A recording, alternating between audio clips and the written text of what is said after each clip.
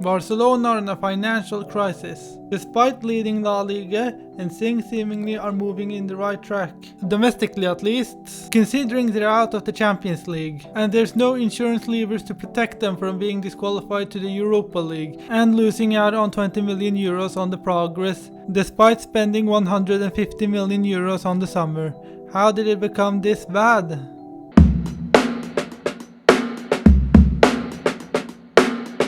Here are numbers that highlight their financial situation. During the 1920 season, they lost $97 million, and in the 2021 season it was $481 million, while only $91 million of the losses were due to the pandemic. Last season, they reported $98 million profit by selling 10% of the future La Liga rights for 25 years to Sixth Street for 268 million euros. If not, the losses would have been estimated at minus 167 million euros. They still owe transfer fees for Coutinho, Pjanic and Pedro Neto for 108 million euros, in addition to deferred salaries. Their debt is calculated at 1.35 billion euros. In short, it's really bad.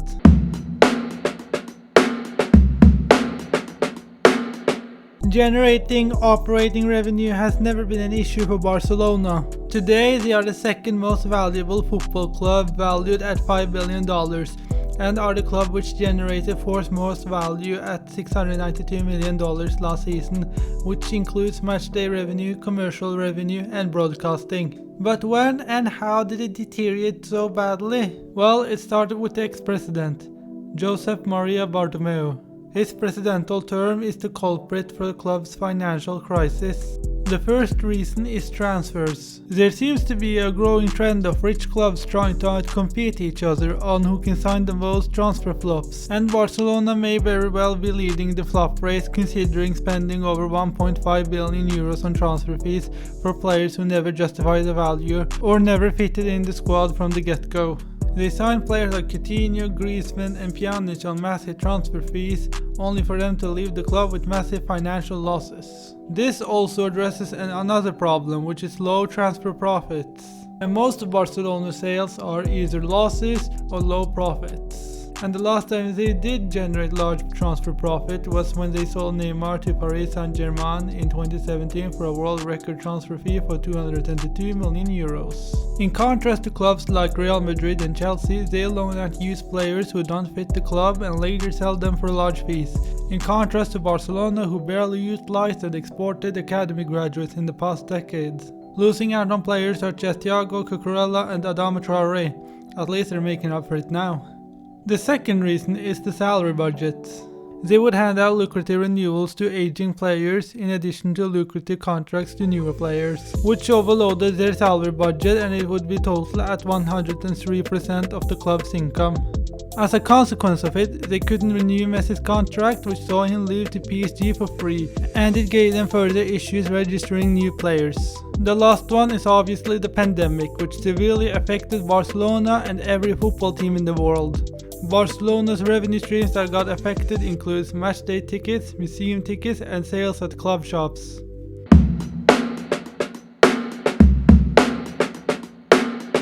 What are Barcelona's countermeasurements to this financial crisis? The first one is the Super League.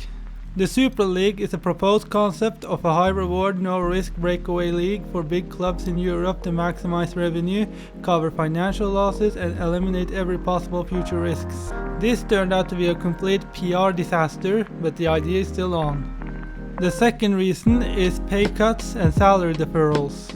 In order to reduce the salary budget, they would tell the players to take a pay cut so they can ease off their salary budget and register new players, in addition to promising certain players increased payback clause. But there was one big problem when Barcelona got the no from the players.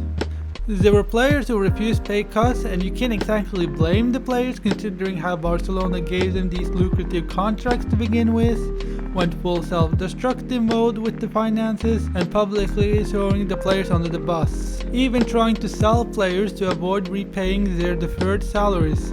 It happened to Frankie de Jong during the summer when they tried to sell him to Manchester United to avoid paying the 17 million euros he was owed. The last countermeasurement Barcelona took was activating financial levers. Financial levers are defined as partial sales of assets. The purpose with the levers are to receive quick cash injections in order to pay off their debt and increase their budgets to invest in a world-class squad and compete for the top without heavily relying on selling players. But there comes a big risk with activating these levers. They're gambling with the future of the club, and it's reliant on the club performing on a competitive level, otherwise their general income will decline and their conditions will further deteriorate. Barcelona have activated in total of 4 financial levers today. The first lever is selling 10% of La Liga broadcasting rights to 6th Street for 25 years. They gain 260 million euros in capital. The second lever activated is selling another 15% of La Liga broadcasting rights to 6th Street. Total paid amount is 400 million euros in total. 6th Street receive 41 million euros annually. The third lever activated is selling 25% stake of Barca Studios to Socios.com for 100 million euros. The fourth and the last lever activated as of today is selling 24.5% stake of Barca Studios to Orpheus Media for 100 million euros.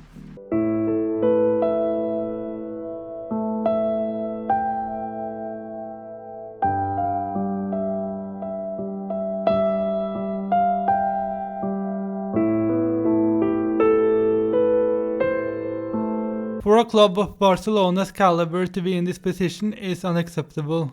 Their issues are further aggravated by the risks of the financial levers activated and the arch-rivals Real Madrid's recent success and the construction of Camp Nou. Because of this, Barcelona will have to play at Estadi Montjuic next season, which holds a maximum capacity at around 55,000 in contrast to Camp Nou, which holds at around 99,000. But on a brighter note, they have signed a sponsorship deal with Spotify, which is worth at 280 million euros for 3 years, which is worth more than the previous sponsorship with Rakuten, which was worth at 250 million euros for 5 years. The sponsorship includes Spotify being the main sponsors of the men's and the women's kit, training shirt sponsors, and owning the Camp Nou naming rights.